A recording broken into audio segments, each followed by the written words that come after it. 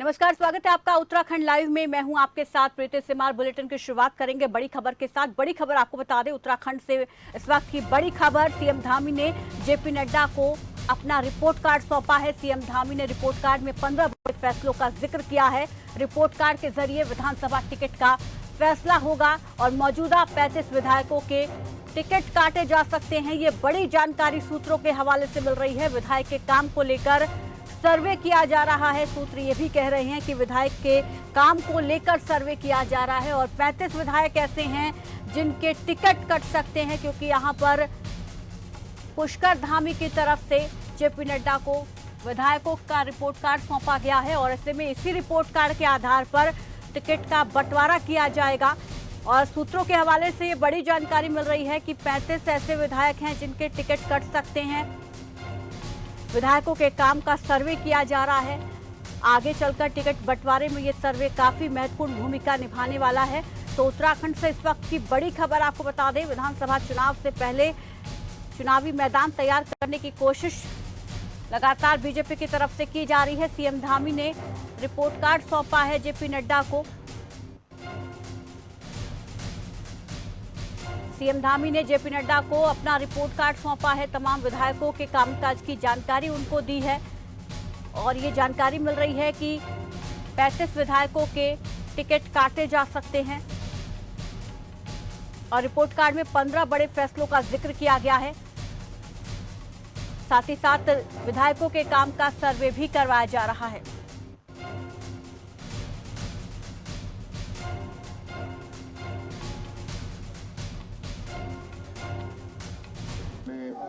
हमारे पार्टी पदाधिकारियों के साथ, मोर्चा अध्यक्ष और महामंत्रियों के साथ बैठक करी है।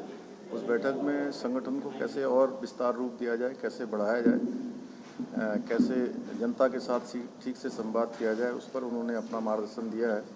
और साथ ही अब दूसरी बैठक हमारी सांसदों, विधायकों, मंत्रीगणों के साथ हुई है। उस बैठक में बूथ स्तर तक कैसे मजबूती प्रदान हो, उसके संबंध में उनका मार्गदर्शन हुआ है। और निश्चित रूप से उनके इस मार्गदर्शन से, इस दौरे से हमारे सभी कार्यकर्ताओं में, सभी पदाधिकारियों में और संगठन में काम करने वाले अति महत्वपूर्ण सभी लोगों में एक नई ऊर्जा और उत्साह का संचार हुआ है।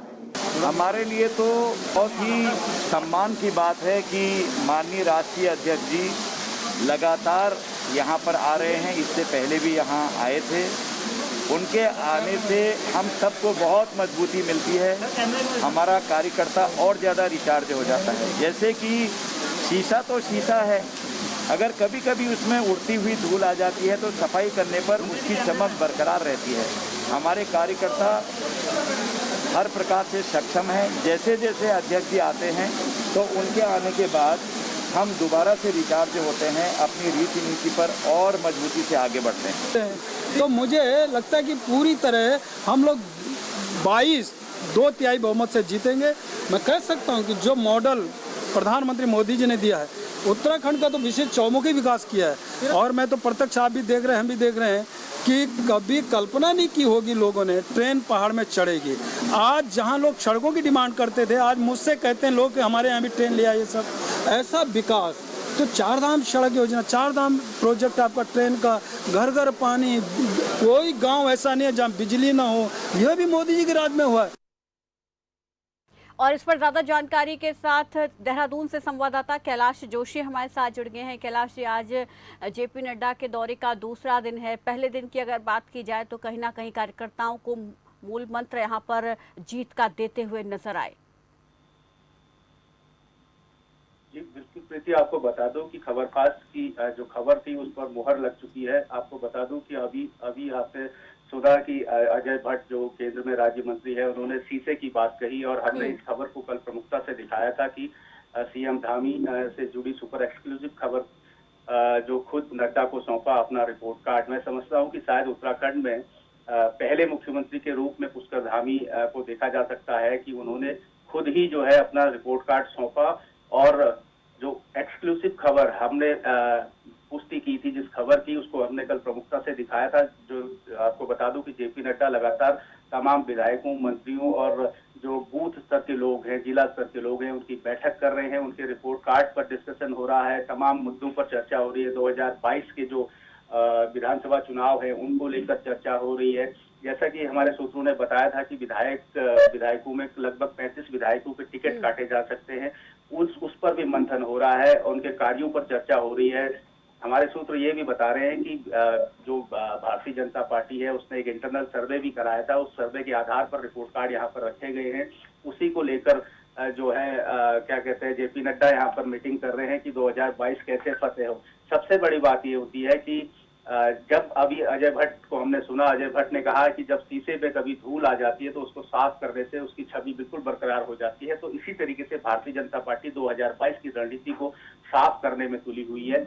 और जिस चीज का हमने जिक्र किया कि मुख्यमंत्री पुष्कर धामी ने जो है 15 बड़े फैसलों का जिक्र किया है, मैं आपको बता दूं कि खबरफाश की जो खबर थी उस पर मुहर इसलिए लग चुकी है क्योंकि आपने देखा होगा उसी पुस्तक का विमोचन वहां पर हुआ है, जिस खबर का हमने जिक्र किया था उसी पुस्तक का विमोचन हुआ है। क्योंकि 1 महीने के कार्यकाल में पुष्कर धामी ने जो 15 बड़े फैसले लिए थे उस पुस्तक में वही 15 बड़े फैसलों का जिक्र है। प्रीति जी बिल्कुल, खबरफाश दर्शकों को सबसे पहले अपडेट खबरें दे रहा है, लेकिन यहाँ पर सूत्रों के हवाले से ये भी कहा जा रहा है, जिस तरीके से आपने अभी जानकारी दी, और 35 ऐसे विधायक हैं जिनको हटाया जा सकता है। क्या किसी के नाम भी यहाँ पर उनको लेकर कोई जानकारी कि कौन से कुछ बड़े चेहरे हैं जिनको हटाया जा सकता है? देखिए प्रीति, मैं आपको बता दूं, जहां तक विधायकों का सवाल है, जो इस वक्त भाजपा की जो रणनीति है वो रणनीति बिल्कुल जो है विषम है। क्योंकि अक्सर देखा गया है कि भाजपा के जो विधायक होते हैं वो या तो देहरादून में डेरा डालते हैं या तो दिल्ली की ओर रुख करते हैं। लेकिन अब भाजपा के जो हाईकमान है उन्होंने कह दिया है कि अब जो है क्षेत्रों में और प्रवास पर लोग रहेंगे, चाहे वो बूथ स्तर के लोग हों, चाहे वो जिला स्तर के लोग हों, चाहे विधायक हों, चाहे मंत्री हों, इन सभी को जो है प्रवास करना है। बूथ कैसे जीता जा सकता है उस पर मंथन होना है। लाजमी है कि जहां तक विधायकों के टिकट कटने का सवाल है, इसमें वर्क परफॉर्मेंस के आधार पर कुछ विधायकों के टिकट कटने तय हैं।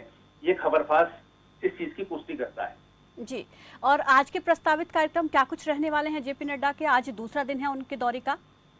बिल्कुल, मंथनों का दौर जारी है। काफी मीटिंग्स कल जेपी नड्डा ने कर ली हैं और आज भी लगभग दिन भर जो है इन पुराने जो मीटिंग्स हुई है उनका निष्कर्ष निकलना है, उनका निष्कर्ष पर चर्चा होनी है, कैसे आगे की रणनीति होगी उस पर मोहर लगेगी। और जो आज के कार्यक्रम है उन कार्यक्रमों पर भी विस्तृत रूप में चर्चा होनी है। प्रीति जी, शुक्रिया कैलाश जी मेरे साथ जुड़ने के लिए इस तमाम जानकारी के लिए। तो जेपी नड्डा के दौरे का आज दूसरा दिन है, आज भी बैठकों का दौर जारी रहेगा। अभी से यहाँ पर कह सकते हैं कि विधानसभा चुनाव की स्क्रिप्ट जेपी नड्डा लिखने के लिए उत्तराखंड के दौरे पर आए हुए हैं। कार्यकर्ताओं, पदाधिकारियों के साथ मंथन कर रहे हैं, कार्यकर्ताओं को जीत का मंत्र दे रहे हैं। चलिए आगे बढ़ते हैं। इस बीच एक और बड़ी जानकारी आपको दे दें, उत्तराखंड के दौरे पर बीजेपी के अध्यक्ष जेपी नड्डा हैं और आज पूर्व सैनिकों के साथ बैठक उनकी होने वाली है। ऋषिकेश के रायवाला में पूर्व सैनिकों के साथ बैठक करेंगे सीएम धामी, सांसद अजय भट्ट, प्रदेश अध्यक्ष मदन कौशिक इस दौरान शामिल रहेंगे। बैठक में 200 से 300 पूर्व सैनिक शामिल होंगे, जिनके साथ जेपी नड्डा आज मुलाकात करने वाले हैं, उनके साथ बैठक करेंगे। तो बड़ी जानकारी आपको दे दें, ऋषिकेश के रायवाला में पूर्व सैनिकों के साथ जेपी नड्डा आज बैठक करने वाले हैं और उनके साथ इसमें सीएम, सांसद शामिल होंगे, प्रदेश अध्यक्ष भी इसमें शामिल होने वाले हैं। सांसद अजय भट्ट इसमें शिरकत करेंगे जेपी नड्डा के साथ। वो करीब 200 से 300 पूर्व सैनिकों के साथ बैठक करेंगे। और इस पर ज्यादा जानकारी के साथ ऋषिकेश से संवाददाता अमित हमारे साथ जुड़ गए हैं। अमित, क्या जानकारी मिल पा रही है और पूर्व सैनिकों के साथ बैठक करके मंथन करना, इसका क्या मकसद है?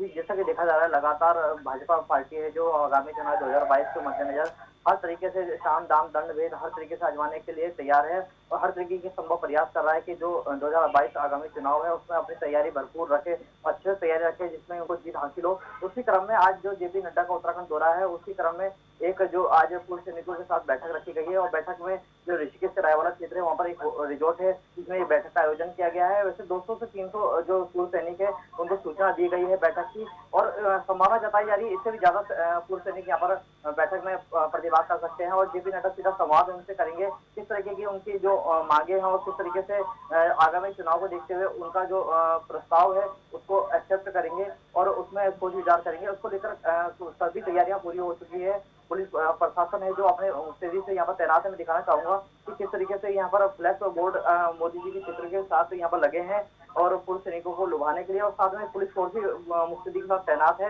कि किसी भी तरीके की जो सुरक्षा में चूक ना हो। अमित, कितने बजे ये कार्यक्रम होगा, कौन कौन इसमें शामिल होगा? और यहाँ पर एक सवाल मैंने पूछा था, दोबारा से दोहराना चाहूंगी, पूर्व सैनिकों के साथ मुलाकात करके बैठक का क्या मकसद रहने वाला है जेपी नड्डा का? कोशियाल को मुख्यमंत्री का चेहरा घोषित कर दिया है। उसके बाद भाजपा में कहीं ना कहीं थोड़ा सा डर का माहौल भी है और जिस डर के माहौल को हटाने के लिए ये आज पूर्व सैनिकों के साथ बैठक चल रही है, जिसमें साफ नजर आ रहा है कि जिस तरीके से कर्नल अजय कोशियाल का चेहरा आम आदमी पार्टी ने सामने पे किया है, उसका मिथ्या तोड़ने के लिए कि भाजपा पार्टी आज जो ये है पूर्व सैनिकों के साथ बैठक करने जा रही है। तो ये माना जाए कि चुनाव से पहले आम आदमी पार्टी को टक्कर देने के लिए कहीं ना कहीं पूर्व सैनिकों को आज साधने की कोशिश इस कार्यक्रम के जरिए की जाएगी। जी, साफ साफ जाहिर होता है कि इसका मतलब यही है, जो इस तरीके से पूर्व सैनिकों के साथ भाजपा पार्टी की आज इस बार पहली बार बैठक चल रही है, वो भी राष्ट्रीय अध्यक्ष जेपी नड्डा आज इस बैठक में प्रतिभाग कर रहे हैं और पूर्व सैनिकों का मनोबल बढ़ाएंगे। और साथ ही जो इस तरीके की समस्या पूर्व सैनिकों के साथ आती है, पेंशन संबंधी समस्या हो या किसी भी तरीके की समस्या हो, उसको सुनेंगे। और साफ साफ तौर पर जो सूत्रों के हवाले ये भी खबर आ रही है, जो पूर्व सैनिकों के द्वारा जो प्रस्ताव रखे जाएंगे उसको अपने घोषणा पत्र में भाजपा दर्ज करेगी। जी अमित, नजर बनाए रखिए, आगे अपडेट इस पर हम आपसे लेते रहेंगे। तो आज पूर्व सैनिकों के साथ जेपी नड्डा बैठक करने वाले हैं और यहाँ पर एक चीज़ निकल कर ये सामने आ रही है कि आम आदमी पार्टी ने जहाँ पर कर्नल कोठियाल को अपना मुख्यमंत्री का चेहरा बनाया है, तो वहीं कहीं ना कहीं उनको टक्कर देने के लिए, पूर्व सैनिकों को अपने साथ करने के लिए उनके साथ बैठक करके उनकी मांगों पर, उनकी समस्याओं पर आज मंथन किया जाएगा और पूर्व सैनिकों के साथ सीधा संवाद आज जेपी नड्डा करने वाले हैं। सांसद, मुख्यमंत्री इस दौरान मौजूद रहेंगे। 200 से 300 के करीब पूर्व सैनिक इस कार्यक्रम में शामिल होंगे। चलिए आगे बढ़ते हैं। उत्तराखंड के पिथौरागढ़ में यूथ कांग्रेस ने बढ़ती महंगाई को लेकर सरकार के खिलाफ एक अनोखे रूप से प्रदर्शन शुरू कर दिया है। यूथ कांग्रेस के प्रदेश प्रवक्ता दीपक तिवारी के नेतृत्व में पेट्रोल डीजल की बढ़ती हुई महंगाई पर प्रधानमंत्री नरेंद्र मोदी के चुनाव की ऑडियो को चलाकर एक अनोखे रूप से प्रदर्शन किया, जिसमें नरेंद्र मोदी द्वारा पेट्रोल डीजल के दाम कम की नहीं हुए की बात कर रही हैं और मोदी सरकार पर हमला करते हुए प्रदेश प्रवक्ता दीपक तिवारी ने कहा कि मोदी सरकार आशीर्वाद यात्रा निकाल रही है, जबकि उनको पश्चाताप यात्रा निकालनी चाहिए।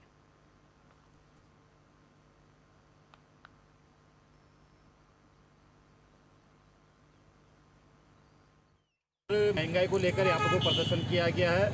हमने वही ऑडियो मोदी जी का चलाया है जो उन्होंने चुनाव में जोर जोर से नारे लगा के, जोर जोर से चिल्ला के जनता के बीच में उन्होंने जो वादे करे थे कि पेट्रोल डीजल के दाम हम कम करेंगे, महंगाई कम करेंगे, रसोई गैस सिलेंडर के दाम कम करेंगे, वही ऑडियो को लेकर आज हम यहाँ पर सबके बीच में, जनता के बीच में वो ऑडियो चलाकर यहाँ पर हमने प्रदर्शन किया है।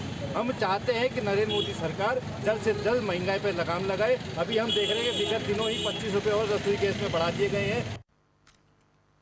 फिलहाल यहाँ रुकेंगे, एक छोटे से ब्रेक के लिए फौरन लौटेंगे।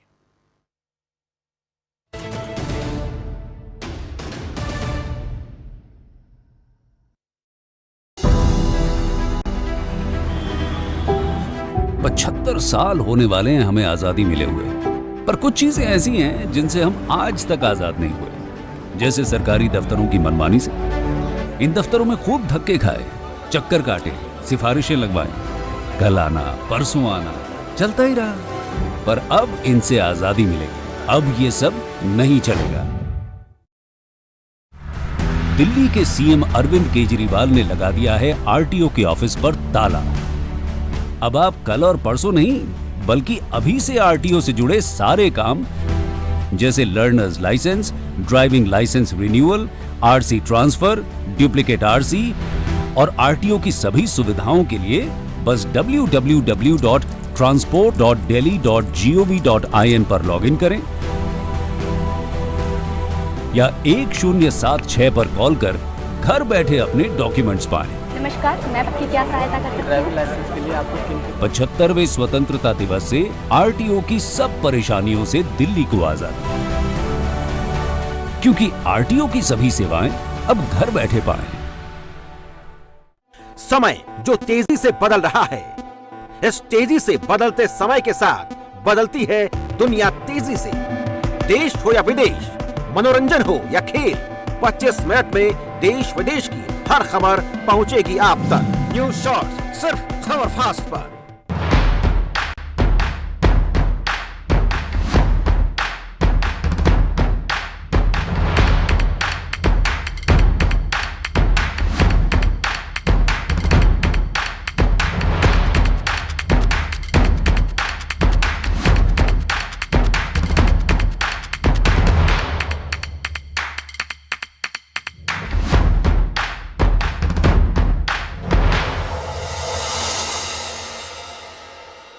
खूबसूरती के लिए सिर्फ हल्दी चंदन वाली क्रीम, ये बीते जमाने की बात है। आज आपकी स्किन को चाहिए कुछ एक्स्ट्रा, जैसे रूप मंत्र Ayurvedic face cream and face wash. ये कोई कॉस्मेटिक नहीं, आयुर्वेदिक औषधि है।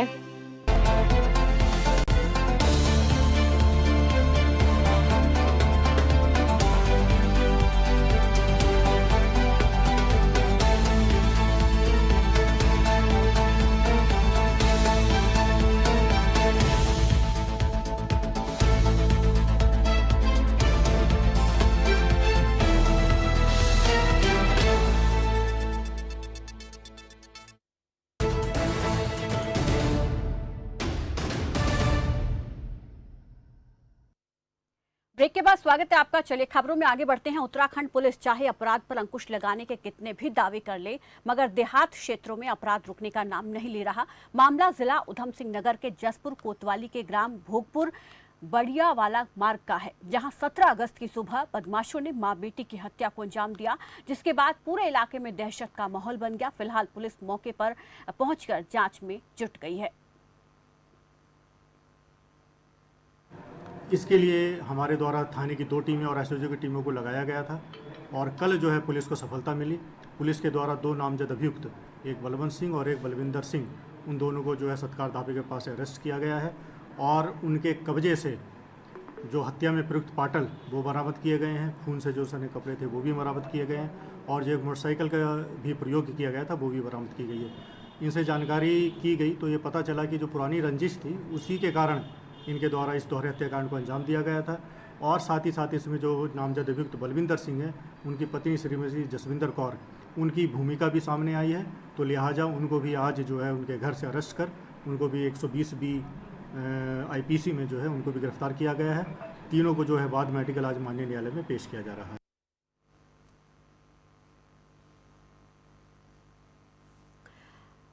और चलिए अब आपको बड़ी खबर बता देते हैं। लक्सर से मौसम से जुड़ी बड़ी जानकारी सामने आ रही है। 3 दिन से यहां पर लगातार बारिश हो रही है। बारिश से लोगों का जनजीवन अस्त व्यस्त हुआ है। बारिश से सोलानी नदी और नीलधरा गंगा का जलस्तर बढ़ गया है, खतरे के निशान के करीब बह रही है। बालावाली नीलधरा गंगा, दर्जनों गांव पर इस वक्त बाढ़ का खतरा मंडरा रहा है। प्रशासन ने बाढ़ राहत चौकियां जो हैं उनको अलर्ट कर दिया है। वहां पर जो अधिकारी हैं उनको नजर बनाए रखने के निर्देश दिए गए हैं। लक्सर से बड़ी खबर, 3 दिन से लगातार बारिश हो रही है और लगातार हो रही बारिश की वजह से लोगों का जनजीवन अस्त व्यस्त हो गया। इस पर ज्यादा जानकारी के साथ लक्सर से संवाददाता गोविंद चौधरी हमारे साथ जुड़ गए हैं। गोविंद, लगातार जानकारी मिल रही है कि 3 दिन से यहाँ पर बारिश हो रही है, ऐसे में क्या हालात अब वहाँ पर बने हुए हैं? बिल्कुल प्रीति, जिस तरह से जो है पहाड़ी क्षेत्रों से लेकर मैदानी क्षेत्रों में 3 दिन से लगातार बारिश का कहर लगातार जारी है, तो जिसका सीधा असर अब जो देखने को मिल रहा है, जितने भी नदियां नाले हैं वो उफान पर है, लगातार जलस्तर बढ़ रहा है। हालांकि प्रशासन लगातार निगाहें टिकाए हुए है। प्रीति, बताना चाहूंगा कि लक्सर से जो सोलानी नदी और नीलधारा महज केवल दोनों में 8 किलोमीटर का अंतर है। लगातार इन जो पहाड़ी क्षेत्रों में जब बारिश होती है तो ये नदियां जो है, ये नीलधारा जो है वो उफान पर चली जाती है। यहाँ पर जो तकरीबन खानपुर विधानसभा के तकरीबन 20 गाँव ये पूरी तरह से बाढ़ प्रभावित हो जाते हैं। लगातार जो पिछली बार भी जो इन गाँव के पास में तो पानी पहुंच गया था, इनके जो फसल थी वो पूरी तरह से बर्बाद हो गई थी। लेकिन इस बार फिर जो है तेज बारिश के चलते एक बार फिर इन गाँव में जो है बाढ़ का खतरा अब मंडराने लगा है। प्रशासन ने सभी बाढ़ राहत चौकियों को हालांकि अलर्ट मोड पर रखा गया है। लगातार जो प्रशासन जानकारी जुटा रहा है और प्रशासन का ये भी दावा है कि अगर बाढ़ जैसे हालात इन गांव में हो जाते हैं तो उन्हें सुरक्षित जो जगह है उन्हें वहां पर भेजा जाएगा। जी प्रीति, क्या यहाँ पर कोई और विकल्प नहीं है जो बाढ़ चौकियां हैं उनके अधिकारियों के पास कि इसके पानी को कहीं और डाइवर्ट किया जाए या कहीं और छोड़ा जाए? बिल्कुल प्रीति, ये कहना गलत नहीं होगा क्योंकि इसका जो बहाव है वो सीधे जो है पहाड़ी क्षेत्रों से आकर होता है, इसका कोई डाइवर्ट नहीं है। हालांकि बिजनौर बैराज के रास्ते से अगर उत्तर प्रदेश की सीमा से अगर जोड़ा जाए तो वो वहां से ही डाइवर्ट हो सकता है, लेकिन अगर उत्तराखंड की बात की जाए तो यहाँ से ये डाइवर्ट नहीं हो सकता है। 2018 में तकरीबन 3 साल पहले इसी नीलधारा बने तटबंध को जो है तेज बहाव के चलते ये बारिश की वजह से टूट गया था और आज भी जो है हालात इस तटबंध के जो के तो बने हुए हैं। इसी तटबंध के टूटे रास्ते से जो है इन खानपुर विधानसभा के 20 गांव पे जो बाढ़ का जो खतरा है इसी तटबंध की वजह से मंडरा जाता है। जी प्रीति। जी शुक्रिया गोविंद हमारे साथ जुड़ने के लिए, इस तमाम जानकारी के लिए। तो यहाँ पर कोई और विकल्प नहीं है। लोगों को अगर जलस्तर बढ़ता है, लगातार बारिश होती रहती है तो बाढ़ जैसे हालातों से जूझना पड़ेगा। चलिए आगे बढ़ते हैं। उत्तराखंड में बड़ा कैंसर हॉस्पिटल शुरू हो सकता है। उत्तराखंड से राज्यसभा सांसद अनिल बलूनी ने इसकी जानकारी दी है। साथ ही उन्होंने दावा किया है कि आगामी विधानसभा चुनाव में बीजेपी पूरी तैयारी के साथ चुनाव में जाएगी। और साथ ही सांसद अनिल बलूनी ने दिल्ली के मुख्यमंत्री अरविंद केजरीवाल पर भी निशाना साधा है। हमारा चुनाव के लिए जो हमारी पार्टी का पूरा सिस्टम है उस स्वरूप को पूरा तैयार करने को लेकर माननीय अध्यक्ष जी का दौरा है कि उत्तराखंड के अंदर पूरी शक्ति के साथ, पूरी गंभीरता के साथ चुनाव में उन्हें तैयारी करके और चुनाव को में विजयी होगी, इसकी पूरी तरह से रणनीति बना ली गई है। देहरादून के नज़दीक हरिद्वार के आसपास भी कुछ इस प्रकार के स्थल हैं जहां पर बनाया जा सकता है। तो आने वाले समय पे राज्य सरकार को तय करना है और जहां भी खुलेगा, लेकिन पूरे उत्तराखंड के लोगों को एक विश्व स्तरीय कैंसर के इलाज मुहैया हो सके, इसके लिए हम लोग प्रयासरत हैं। उत्तराखंड की जनता इन सब ऑफरों के बारे में जानती है। दिल्ली से हम लोगों का, क्योंकि बहुत प्रवासी लोग, हमारे परिवार के लोग दिल्ली भी रहते हैं, दिल्ली में कितना फ्री का बिल आ रहा है पता लग जाएगा। दिल्ली में बिजली के बिल में जितने तरह के सरचार्ज वो लगा रहे हैं उन अगर सरचार्जों को देख लिया जाए तो जो ओरिजिनल बिल है उससे ज़्यादा है। इसलिए वहाँ तो वो भांति भांति के सरचार्ज लगाते हैं और फिर कहते हैं कि हम फ्री बिजली दे रहे हैं। हमारा मानना है कि दिल्ली के अंदर भी फ्री बिजली नहीं दी जा रही और यहाँ भी केवल वोट लोलुप होकर अरविंद केजरीवाल इस तरह की बात कर रहे हैं। उत्तराखंड की जनता उनके झांसे में आने वाली नहीं है। उत्तराखंड में आगामी विधानसभा चुनावों को लेकर पूर्व CM Harish Rawat active mood में नजर आ रहे हैं। पूर्व सीएम राजीव गांधी की 77वीं जयंती पर पूर्व सीएम हरीश रावत ने उन्हें श्रद्धांजलि दी और साथ ही उन्होंने मैदान में उतरकर कार्यकर्ताओं को राजमा चावल खिलाया।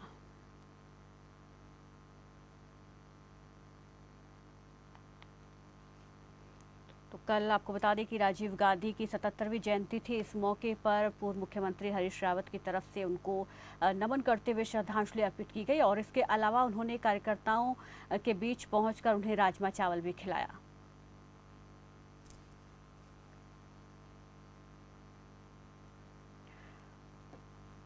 उत्तराखंड में आगामी विधानसभा चुनाव 2022 से पहले राजनीतिक दल लगातार तैयारियों में जुटे हुए हैं। तो वहीं बागेश्वर में आम आदमी पार्टी के प्रदेश उपाध्यक्ष बसंत कुमार के नेतृत्व में प्रेस कॉन्फ्रेंस का आयोजन किया गया, जिसमें चुनावों को लेकर कई मुद्दे रखे गए। बता दें कि बसंत कुमार ने कहा कि आम आदमी पार्टी द्वारा मुख्यमंत्री पद का प्रत्याशी घोषित कर दिया गया है, जबकि बाकी राजनीतिक दलों ने अभी तक किसी प्रत्याशी का नाम आगे नहीं रखा है। और उन्होंने ये भी कहा कि आम आदमी पार्टी को लगातार प्रदेश के लोगों का सहयोग मिल रहा है और ज्यादा से ज्यादा लोग पार्टी से जुड़ भी रहे हैं।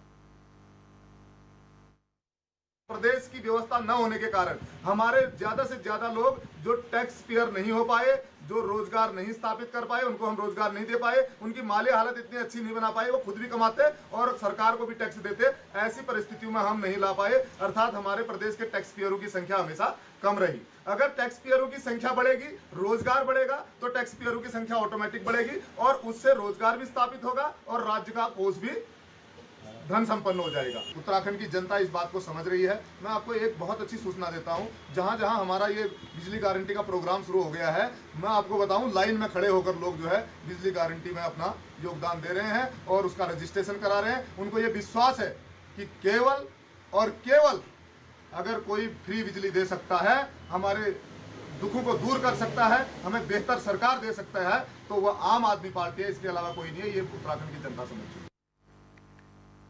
फिलहाल इस बुलेटिन में बस इतना ही। देश प्रदेश की और खबरों के लिए आप देखते रहिए खबर फास्ट। नमस्कार।